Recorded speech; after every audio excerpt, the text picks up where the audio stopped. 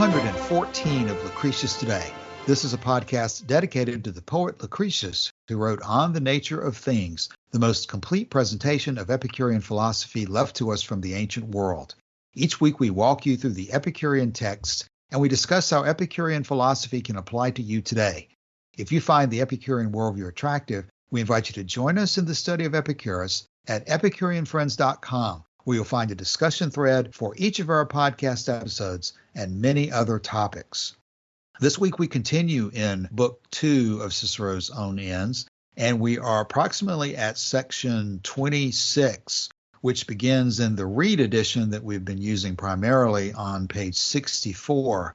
Last week we began a discussion in which Cicero was dealing with the issues of friendship. And Cicero was making his general point that if pleasure is your goal, then that crowds out every other consideration.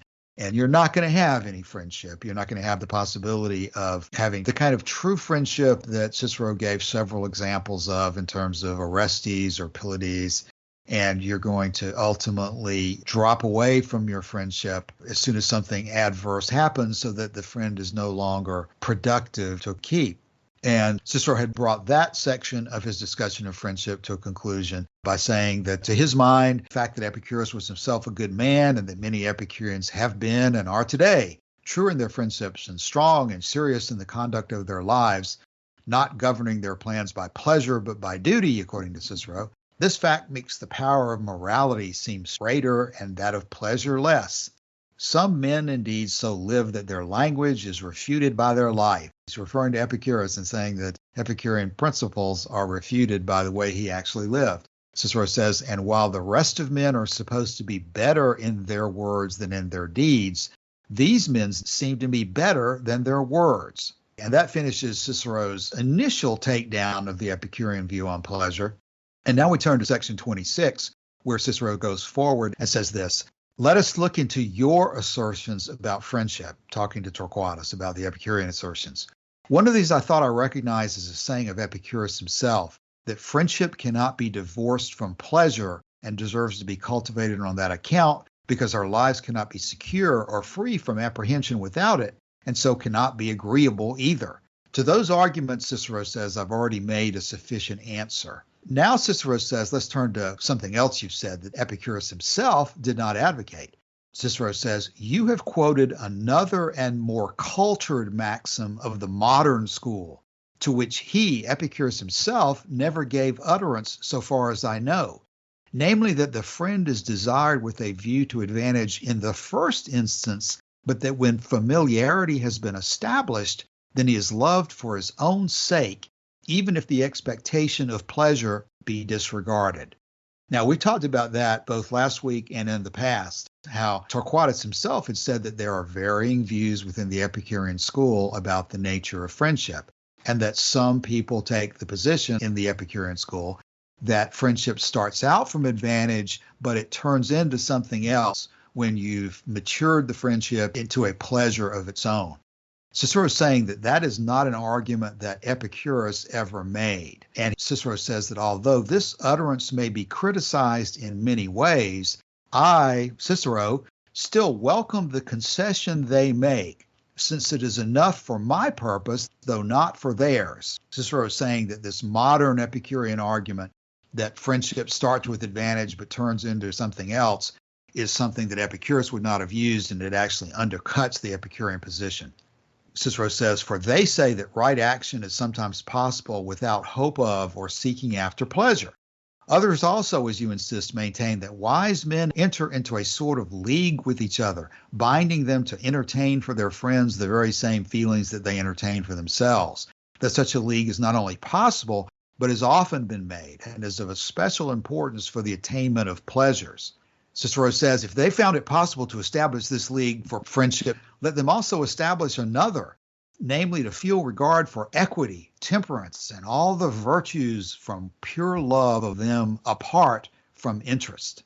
Or if we mean to cultivate friendships with an eye to gains and benefits and advantages, if there be no feeling of affection which renders friendship inherently from its own nature and its own power, through and for itself desirable, Can there really be any doubt that we shall prefer our estates and our rents from houses to our friends? At this point, you may quote once more what Epicurus said in most excellent language on the merits of friendship. I'm not inquiring, Cicero says, I'm not inquiring what he says, but what is open to him to say consistently with his own system and doctrines. Friendship has ever been sought for the sake of advantage. Do you imagine that Triarius here can bring you more advantage than the granaries at Putelli would if they belonged to you? Bring together all the points in common in your school, the protection friends afford. Enough protections already afforded you by yourself, by the laws, by ordinary friendships. Already it will not be possible to treat you with neglect, while you will find it easy to escape from unpopularity and dislike, since it is with reference to such things that Epicurus lays down his maxims. And apart from this, with such revenues at your command for the display of generosity, you'll defend and fortify yourself excellently by means of the goodwill of many, without the friendship of the Palladian order. But for a friend to share jest and your secrets, all your hidden thoughts, you better keep all of them to yourself. But allowing all these privileges to be far from odious, what are they compared with the advantages of such great wealth? You see then that if you gauge friendship by disinterested affection, there is nothing more excellent. But if by profit, that the closest intimacies are less valuable than the returns from productive property. You ought to love me myself and not my possessions if we are to be true friends. So we'll stop there. I think this is a good challenge and does point out some interesting aspects of how, as Epicurean philosophy developed over the years, it might not always have gotten stronger, but it might have made some admissions that it arguably should not have made. Because Cicero's saying that if you ever take your eye off of pleasure as the ultimate goal, and you say that, well, there's something else that's desirable of and for itself, then you've undercut your logic, and you've admitted that there's something higher and better that is separate from pleasure. Do we share Cicero's view that friendship starts with advantage but turns into something else? That is a weak argument. Well, it's a very interesting question, and it's interesting to see Cicero take this up because we have this document that came from the Vatican libraries in like 1887 or something, but its provenance is unknown. The Vatican sayings or the Vatican maxims is what it's come to be known as. And we kind of know by reading through it that it's not a document that was prepared to be a list or an outline of the philosophy in the way that the principal doctrines appears to be exactly that. And in fact, Cicero earlier in this text had said that the principal doctrines was a list curated by Epicurus himself, is the impression that Cicero got. And Cicero didn't know, presumably, about the Vatican sayings because this is just quotations that were taken from a variety of different works written by Epicureans, but we don't know which works, we don't know which authors, and so forth. What he's referring to there in that passage is Vatican saying 23. Every friendship in itself is to be desired, but the initial cause of friendship is from its advantages. So we don't know when this idea entered Epicureanism, but I would say it's not inconsistent with the philosophy more broadly to say that you can read this interpretation into what Epicurus had to say about friendship from the beginning. It's just that someone later than Epicurus wrote it down in these terms. But when Epicurus says in the letter to Menoikeus, for example, every pleasure then, because of its natural kinship to us, is good, yet not every pleasure is to be chosen, even as every pain also is an evil, yet not all are always of a nature to be avoided. Yet by a scale of comparison and by the consideration of advantages and disadvantages, we must form our judgment on all these matters. And it goes on, for the good on certain occasions we treat as bad, and conversely the bad as good. So it's clear that, take it any way you like, friendship in Epicureanism starts in mutual advantage, just like justice starts in mutual advantage. There's a reason that Epicurus, in his will, which we're going to come to in this text a little later, there's a reason in his will that he decides to commemorate the life of his late friend Metrodorus, who predeceased him. So I don't think this is quite the innovation that Cicero is making it out to be, or that Torquatus made it out to be in Book 1. You've raised a couple of interesting points there I'd like to comment on, Joshua. It is interesting to think about the Vatican sayings and to some extent how little we know about them and how it does appear that some of the material in there is clearly not from Epicurus himself. So if Cicero is to be believed here and Torquatus is correct in the way he described it in the beginning in Book 1, we do have the potential, if not likelihood, that that particular saying that you quoted is something that does not trace back fully and directly to Epicurus himself. Even though the sentiment may have been there, it may be that that's something that whoever collected that list that ended up in the Vatican was taking from a source that's not a letter of Epicurus himself. And I was struck as well when you compared this issue to that of justice a few minutes ago. That is particularly interesting to me because I find those principal doctrines on justice to be extremely deep to think about, in that they appear to me to be saying that certainly, as you were saying, justice arises from the agreements of men over time not to harm and be harmed by each other. That's one of the earlier of the doctrines on justice. But then there are two very long ones about how when circumstances change, what previously was just is no longer just. And it would be tempting to read an analogy there between justice and friendship, that if circumstances can change so readily to make what was formerly just unjust, then potentially the Epicureans would have considered that circumstances could change to make what was formerly a friendship not so much to be valued. So you could certainly see from Cicero's point of view that there's a challenge here about the nature of friendship. And so it's probably still a very valid challenge to consider.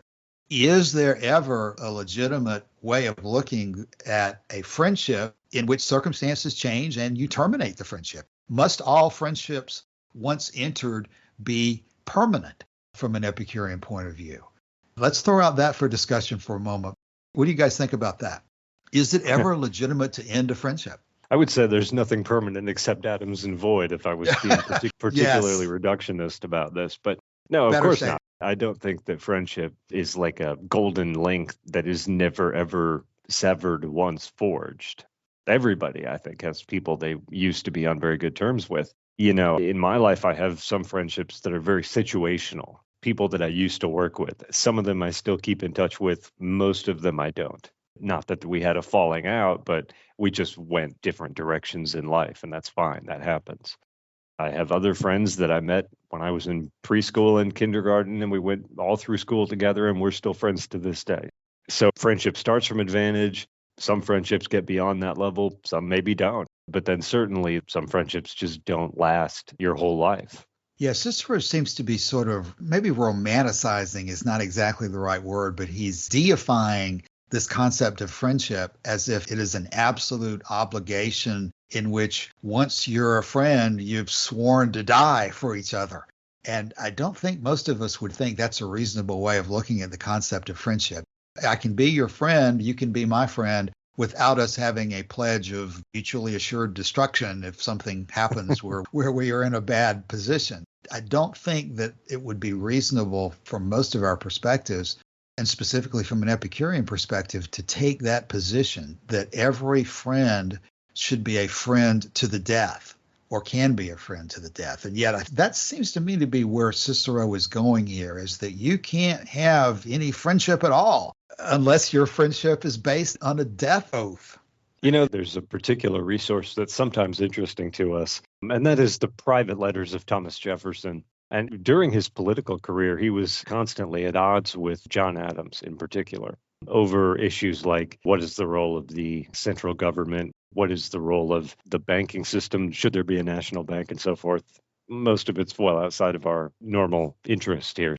But what's interesting is that even though they were bitter rivals politically, they ended up becoming very good friends later in life, and actually died on the exact same day on the 4th of July in, I think it was 1826. And John Adams' last words were, "Thomas Jefferson survives me," even though Thomas Jefferson had died a few hours earlier.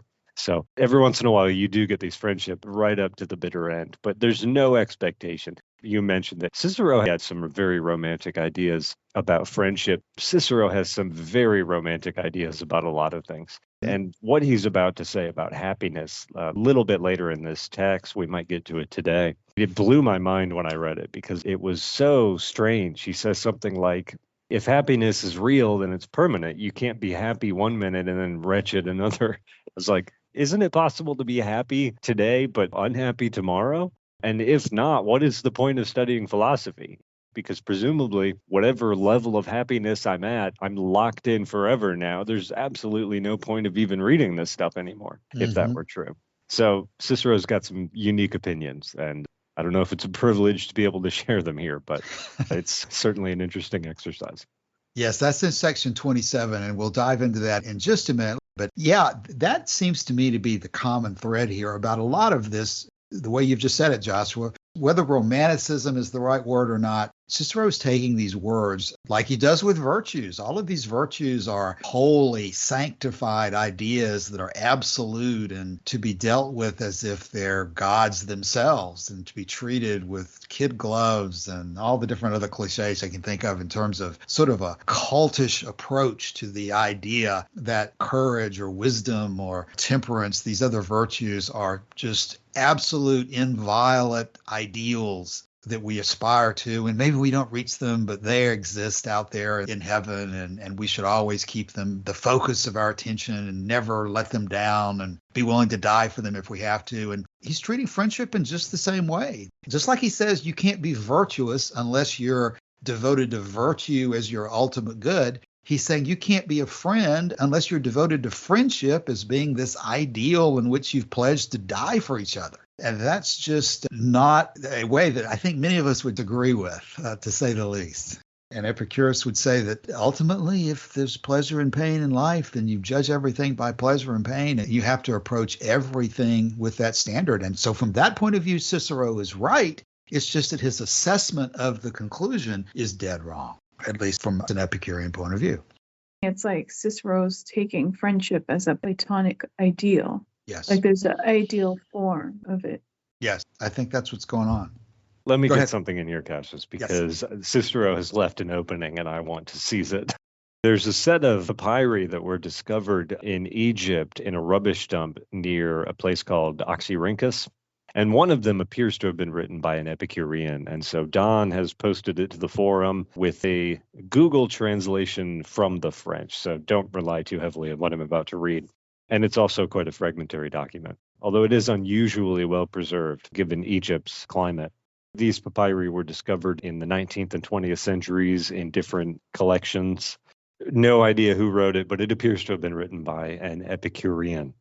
And it goes like this. It says, "There is no true piety when one diminishes what, as I said, is proper to nature, nor when, at least, of course, the following words are repeated. Quote, I fear all the gods and worship them. And for them, I make all kinds of sacrifices and offerings." So the writer of the papyrus quotes that, and then a little later he takes up this issue of fear. How does fear relate to the gods? And he says, what is the purpose of feeling fear? Are you afraid that the gods are going to behave unjustly? And if so, how do you understand that to be a kind of divinity, right? Why do you look to these gods for reward? Presumably Cicero is one of these people. I don't know. He's part of this old academy tradition. In a separate document, he puts words into, I think it was Cato's mouth. And he says something like, I believe that the souls of men are immortal, and I would not have this ripped from me while I was still alive. Cicero wants to believe in an afterlife. But if your understanding of the gods is based on fear, which is the issue that this papyrus takes up, aren't you going to run into the same problem that Cicero is describing about Epicurean friendship? Isn't it impossible to have a true feeling of reverence for the gods if your sole motive in going to them is for advantage of reward and avoiding the disadvantage of being punished by them? So that's the question to me. Cicero he's got this frequent line of attack. He says, your philosophy is inconsistent. To the extent that your philosophy is consistent, it is not consistent with your behavior. And to the extent that your philosophy is consistent with your behavior, it's not good or something. In other words, Epicureanism is useless no matter how you slice it. That's Cicero's approach. But this response here on the question of the gods, which is, if you're going to the gods with personal advantage in view, how are you capable of treating them reverently as divine figures? Doesn't this just undercut that whole project? And they become sort of like a cosmic vending machine for the things you want. You know, you send up a little smoke from burnt offerings, and they send prosperity to your life. So I see a way in which the ancient Epicureans could have taken Cicero's argument and thrown it right back at him, only in a slightly different way. Because, of course, the Epicureans have no use for advantage from the gods. The gods don't interfere in human life at all for reward or punishment. So there is no advantage to be got there. But that's exactly what people like Cicero, presumably, are looking for when they look to the gods. They're looking for advantage. It's like what we quoted 2 weeks ago, I think, from Demosthenes. It requires no courage for a political leader like Demosthenes to stand in front of an Athenian crowd and say, we've done all the sacrifices. We sacrificed to Zeus. We sacrificed to the Athena, and the auspices were good for you. It requires no courage to do that, but it does require courage to do as the Epicureans do and say that the gods had no role in creation, and they have no role in the maintenance or sustenance of the universe, that they have no role in interfering for good or evil in human life. But Cicero, looking to the gods for personal advantage, it's exactly the problem that he wants to lay at the feet of the Epicureans on this issue of friendship, but he appears to be blind to the fact that he's very guilty of this himself. I'm assuming he's taking the standard view here. If Cicero rejects the intervention of the gods, I've never heard that anywhere. And like I said, in, I think, the Tusculan Disputations, he does appear to put his own words into the mouth of the pro-piety faction in that text.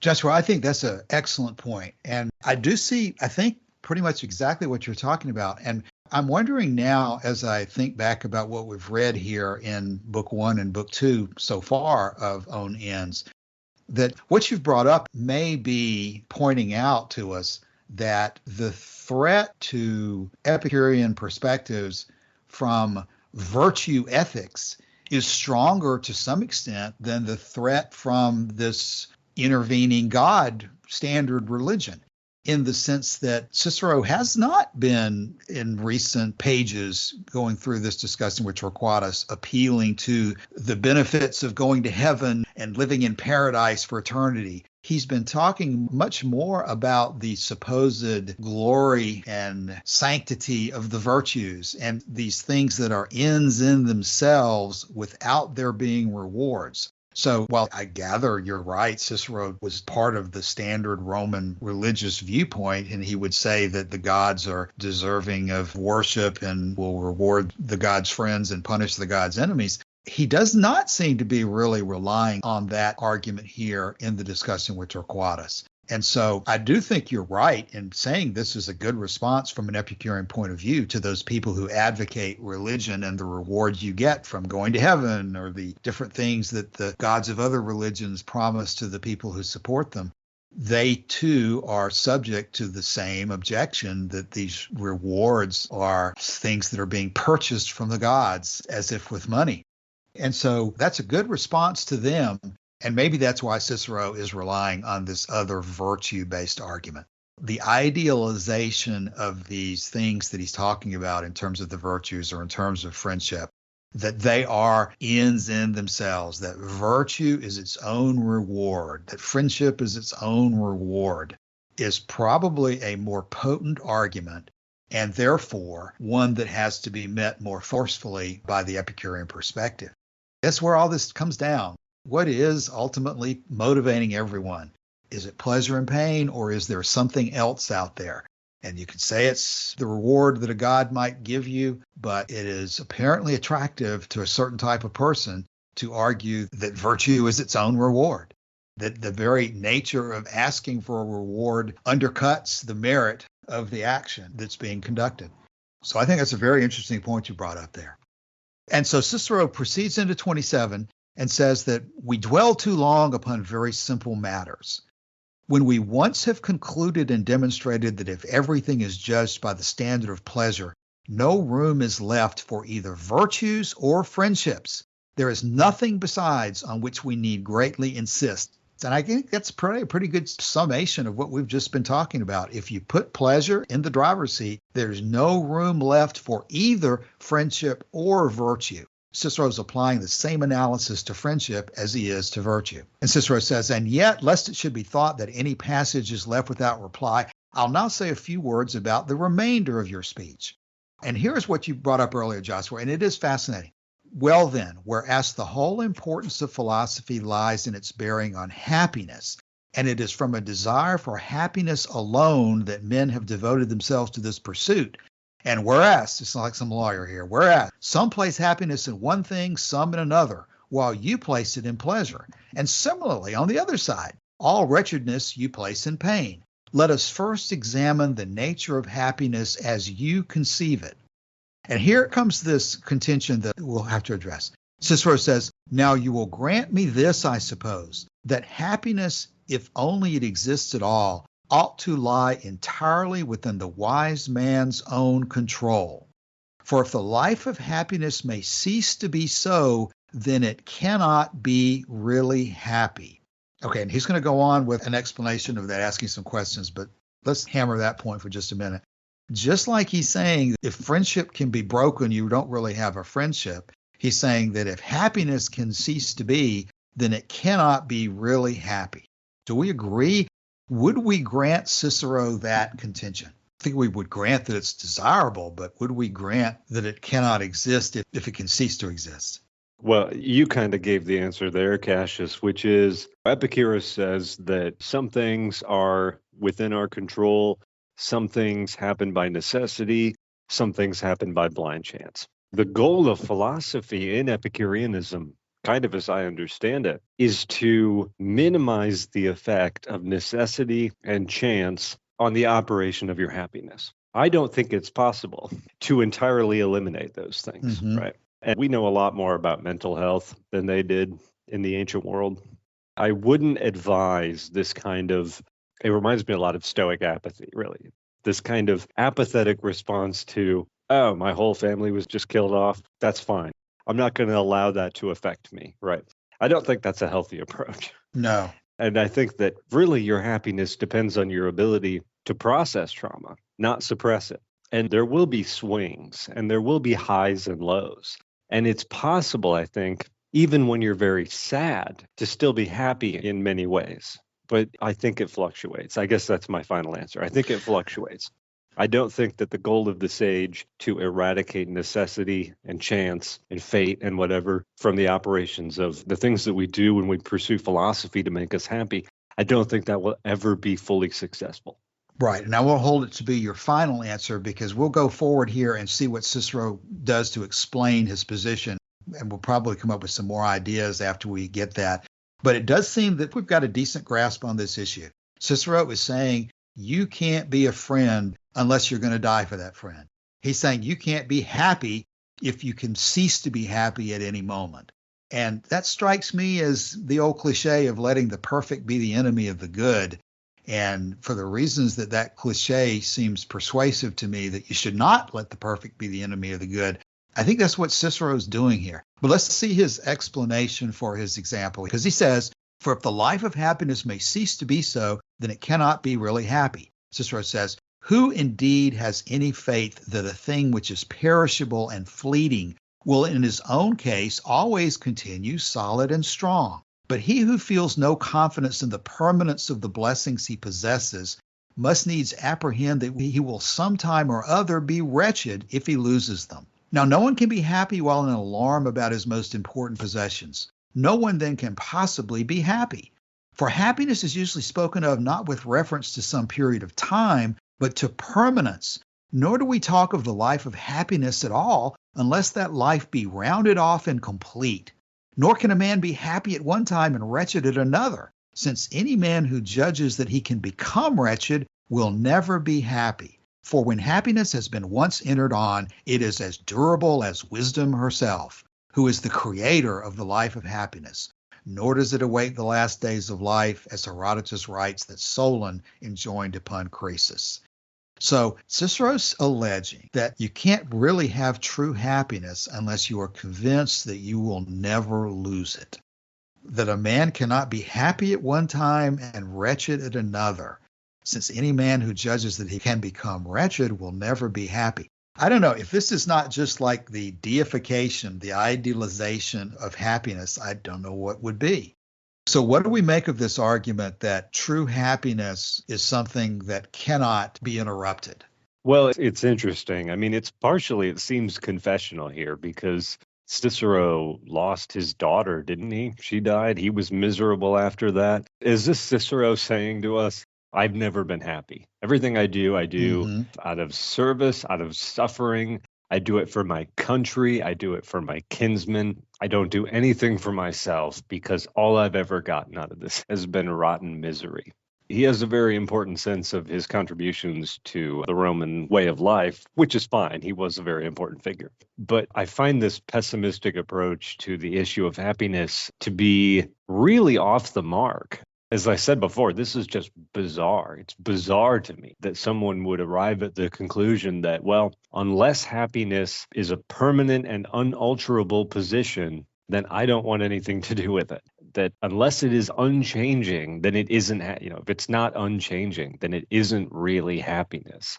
You're probably familiar with the phrase Kafka trap, right? A rhetorical device in which any denial by an accused person serves as evidence of guilt. I feel one of these impending here because Cicero's saying that happiness doesn't exist unless it's permanent. And then my response to that is, well, I'm not permanently happy. Some days I'm happy, some days I'm not. I'm capable of maintaining a kind of a lofty tenor of thought that keeps me going through the unhappy bits, right? I can see like a kind of higher level happiness that's there that sustains me, but I'm not permanently happy. Is Cicero saying, Josh, you've never known happiness, right? Because if it can once escape you, you've never had it. I don't know. I find this very strange. Yeah, there's some really important stuff going on here. It seems to me that we're going to have to be pretty subtle about it in the way that we decode it, because the way you asked the question earlier is really important. Is Cicero saying here that he's never been happy? I doubt that Cicero would admit that he is saying that here, and yet it's clear that he's using the word happiness in ways that we need to be clear on, because I presume Cicero would say at certain parts of his life he's been happy. But the happiness that he would say that he experienced apparently is not the same definition of happiness that he is saying that the Epicureans are holding.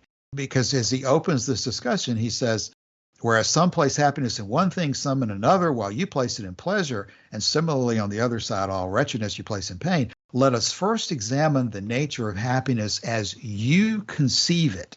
So to some extent, he presumably is going to be talking about happiness from an Epicurean point of view, but he's switching back and forth, it seems to me. So it's confusing because I don't think and as we go further down, I scanned down a moment ago, and he does come back to talking about how he who places good entirely in virtue can say that happiness is consummated by the consummation of virtue. So he's not writing happiness completely out of his own philosophy by any means, but he is trying to assert a definition of happiness philosophically in which you're not really happy unless you're confident of keeping that happiness. And of course, Epicurus does in fact talk a lot about this, it seems, in terms of confidence. When Torquatus gave his example of the ideal life where the man is surrounded by numerous and vivid pleasures and so forth, an important component of that was that he was confident of retaining that status and that he would not be facing pain in the future. And so there's clearly an implication in Epicurus's point of view that it is important to be able to have confidence that your pleasurable life will continue. And that's why Torquatus is making the point that you can offset against the pains that may occur. You can offset against those the pleasures of good memories and pleasures of the mind and of being alive that will allow you, as Epicurus did in his final days, to continue to feel himself to be happy, even though he was experiencing a tremendous amount of pain from his physical disease. And of course, Epicurus is reputed to have said that he calls you to continuous pleasures. So there's definitely an issue here that Cicero's not making up out of nothing. Epicurus admits that you have to be confident in being able to continue to experience a happy life. I guess my preliminary analysis of it would be that Epicurus is saying that you have a happy life by the practical experience that you can offset pleasures against pains. And as Torquatus has said earlier, the wise man is always going to be able to find more cause for joy than for vexation. And from that point of view, you are able to maintain your happy life even while you are experiencing pains of a kind.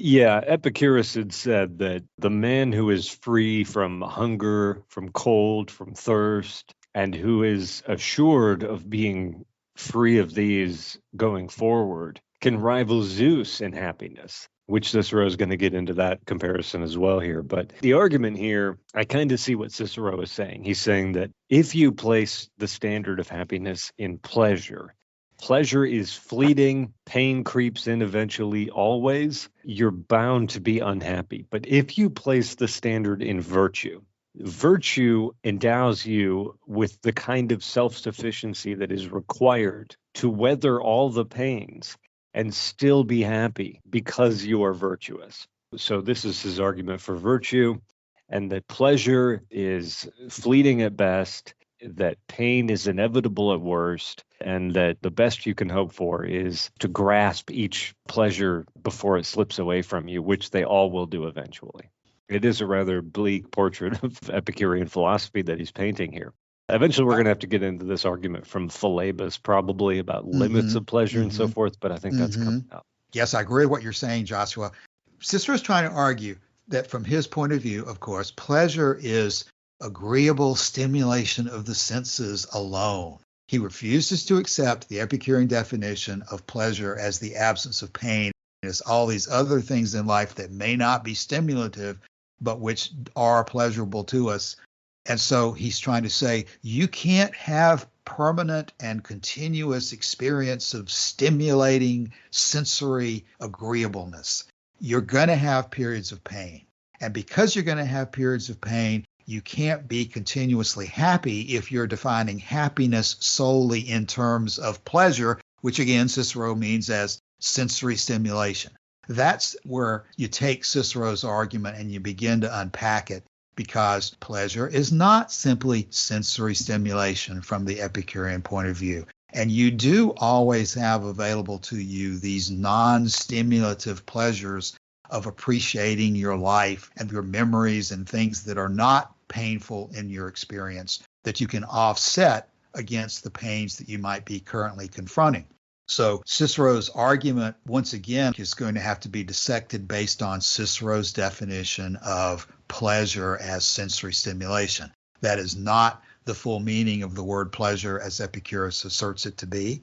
And when you use the full meaning, you can see that it is in fact possible. I remember that in DeWitt's book, he talks about, and I forget where this reference is, and maybe it's right here in Book 2 of On Ends, about Phalaris's bull, and how Cicero is ridiculing Epicurus for suggesting that you can be happy even while you're being tortured inside of Phalaris's bull.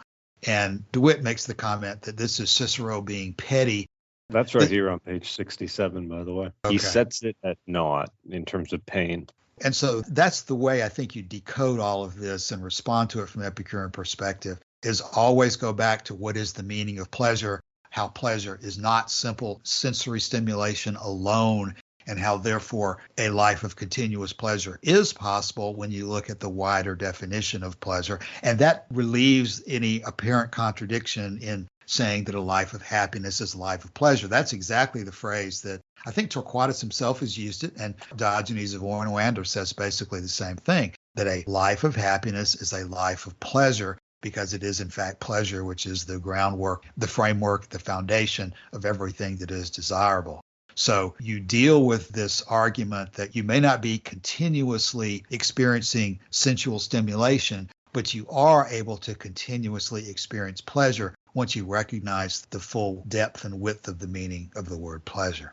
This is going to continue on in some very interesting material as we go forward in section 27 and for the next several pages here. So unfortunately, we're probably at the end of a normal episode for today. So rather than go further today, we'll come back next week and continue around the top of page 67 of the Read edition. And we'll go forward from there. So in the meantime, closing thoughts for today. Martin? Oh, I have nothing to add. Thanks. Thank you, Martin. Calasini. I just wanted to go back and point out something that Joshua said, because he summarized something very well in a manner which was very helpful, and how he said it, or if he has any further words on it. And it was about the idea that Epicurean philosophy seeks to minimize the impact of necessity and chance. Yeah, that's a huge takeaway for me, because the goal of philosophy is about living the good life. That's kind of what the Greeks were interested in. That's what philosophy is for some of these later thinkers like the Epicureans and the Stoics and so forth. Getting away from some of the stuff that Plato was talking about, ideal forms. Although there is a well-developed physics in Epicurean philosophy, he doesn't spend all this time talking about like geometry and stuff like that. It's about how you live your life. So Epicurus noticed that in the operation of human life in nature, there's a lot going on, but you can basically reduce everything going on into a couple of modes. And those modes are: some things happen by necessity, can't be overruled. It's woven into the fabric of the atoms and the void. That, for example, if you fall off a building, you're going to hit the ground really hard. You know what I mean? Some things happen by necessity. Some things happen by chance. They are probabilistic. Some days it might go one way, some days it might go another way. And some things happen because of our own free will, because of the choices that we make as human beings.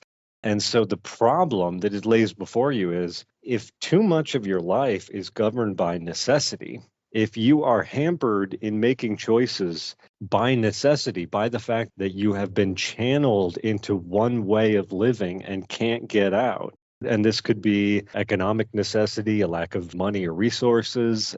This could be if you happen to live in an unstable country, that's a kind of necessity that imposes itself on you. All of these things, necessity, chance, some people think of fate, even though that has no operation in the Epicurean cosmos, but it's a hindrance to you. It's a stumbling block to you in developing and cultivating decisions about how you should live your life. Necessity is kind of the opposite of a decision that you make. Necessity on the one hand, choice on the other. And the goal of philosophy, the project of pursuing philosophy, is kind of the project, in my mind, of minimizing the impact that necessity and that chance have in the way that your life unfolds. Because you want more of that future to be in your control than out of it. You want more of what you're going to do tomorrow to be in your control rather than out of it. That's kind of the goal. And it's hugely important when Epicurus talks about philosophy. He says no one should put off the study of philosophy when they are young or neglect it when they are old. You know, you have to seize your chance, seize the day, pluck the ripe fruit, as Don would say. You have to take that opportunity now, because you might not have it later. The opportunity that you take now saves you the necessity that you might otherwise experience later. So it's a huge component of philosophy, and the pursuit of happiness, the pursuit of pleasure, is developing a sense of things that are in our control, things that are not in our control right now, but that maybe we can get to a point where we can move them into our control, and minimizing the impact of chance and necessity. When Cicero says that, for if the life of happiness may cease to be so, then it cannot be really happy. I personally need that to not be true, right? I need it to be the case that you can be unhappy one day and happy the next, right? Because all of my sense of progress in developing as a student of philosophy is built on the assumption that happiness can be achieved, that it is within my grasp, and that some days I make good progress, some days I might slip, but I always have this goal in view, and that I can move toward that goal, and that it's productive to do so. Cicero's attitude here seems really corrosive to me to an understanding of human nature, really. But if Cicero were standing here listening to you, Joshua, I suspect he might say something like, Joshua, you're being practical about what you're doing in terms of maximizing pleasure and minimizing pain. But I'm telling you that you should not accept any amount of pain. You should not accept anything but the perfect, the best, the highest. And by setting your sights to allow that you may experience pain at certain times, you're depriving yourself of the true experience of the glorious life of virtue that's possible if you will simply put virtue in the role of guide of your life and stop being practical and accepting things that are less glorious than virtue itself.